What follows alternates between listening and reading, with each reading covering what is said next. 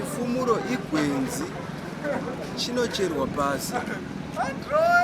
Chacherwa pasi hachinei nekuti tapinda mumatare kuti tinzwe kuti chinoshandei. Chifumuro ukatora mwana achinzwa mudumbu wochibhoilisa mvura tuvana tucheche twedu tuve tuchangosununguka. Tumwe kanenge kaine tsinga dzegirini, kamwe kanongochema, tukomana tunochema nekuda kwemakore. Saka tikabhoilisa takupota tichimupa teaspoon. Mvura iyeyi yatabhoilisa teaspoon kuseni, manhero akunorara kana masikati tikakunda tomugashidza. Dambudziko rinogona kupera, rinofanirwa kupera nechifumuro ichi.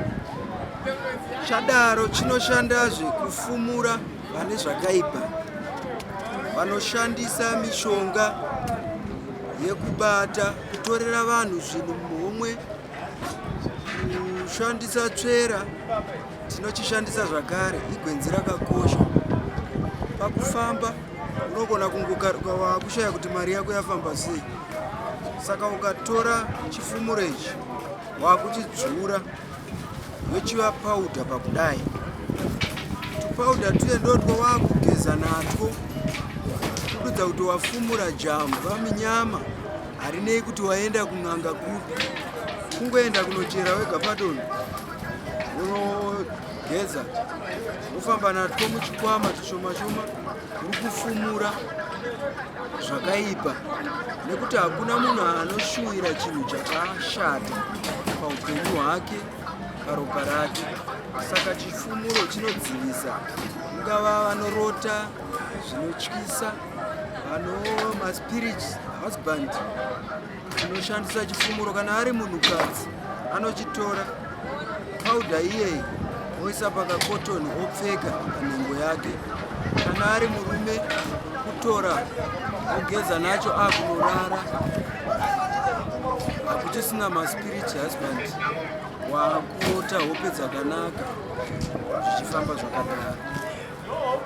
Kuvanhu vakuru anzwa mudumbu, tinotora toisa muporridge. Chakakuyiwa ichi chatakaita pauda ndo chataakuisa muporridge. Porridge riye taisa muporridge, taakudya porridge, taakuwana kupedza dambudziko riye. Chemberedzi nenyengeredzi kudai tichisungira chifumuro pavapwere, kuitira kuti akagumwa nechemberedzi mwana haachapere miri, mwana haachasangane nedambudziko rekurwara-rwara zvisina tsarukano, nekuti tinenge tafumura mushonga wenyengeredzi nemambuya atinosangana nawo. Mushonga wenyengeredzi wakanakira kumuridzi wawo, asi uchitikuwadzira vanhu. Chembere iye ikaguma kana tauro remwana, mwana akutodzidzikana. Asi tichinge taisa chifumuro muchiuno kana kuita senecklace muhuro, chinokwanisa kubata kuvhikirira hondo idzi dzekusangana nematambudziko ekurwere, toshaya kuti mwana arwara nei. Mwana anogona kutosvika pakuparara abatwa nechemberedzi nenyengeredzi. Saka ndosaka tichiita pachivanhu chedu tichishandisa chifumuro, risiri gwenzi rekunzi munhu waromba kana kuti wabata chakaipa chinozotyisa mudzinza. Rakakwana rakadai, harina kuombererwa kwarinoitwa. Izvi zvaishandiswa chinyakare nevakuru, ndo vairayira vakagotisira bandiko isu pari nhasi. Ndo kudai tiri kuteera chivanhu chedu, tinotenda kuti chadzoka, ende vanhu tiri kuchiteedzera. Kuda vari kunyika dziri kumasaladi akutoteera fodya chifumuro nemimwewo mishonga yatinobata.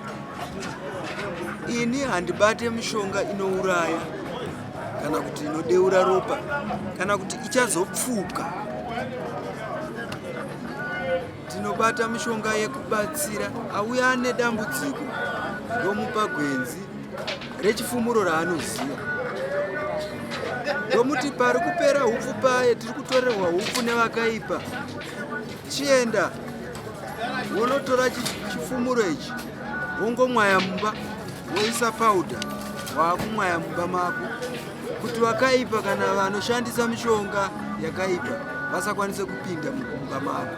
Chifumuro igwenzi rinobuda musango, hachirimwi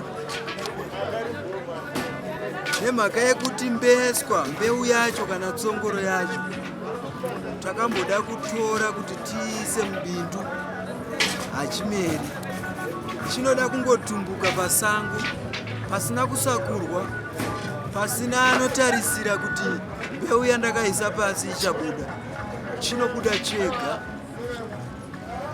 Fodya inofumura yehondo ndiyo vari kuenda nogeza nayo, nogeza saka uri kunzi kune hondo, tikuenda kunorwa nehondo, vane unonzi ndine hondo, vane hondo dzavo, vanoenda kunogeza nayo fodya yehondo. Unoona yakadai inonzi fodya yehondo. Iye ndakabata iyi ndiyo inonzi fodya yematare, inoputwa nemasvika, asi vamwe vazhinji vanoputa iyo yehondo kazhinji. Senzera yekufumura, fumura inofumura hondo, vanogeza nayo, vageza nayo. Kana chero munhu anenge achirwara unozora kana kugeza, inofumura zvakawanda. Nokuti fodya yakatiyamura zvikuru, yakatiyamura zvikuru kwazvo.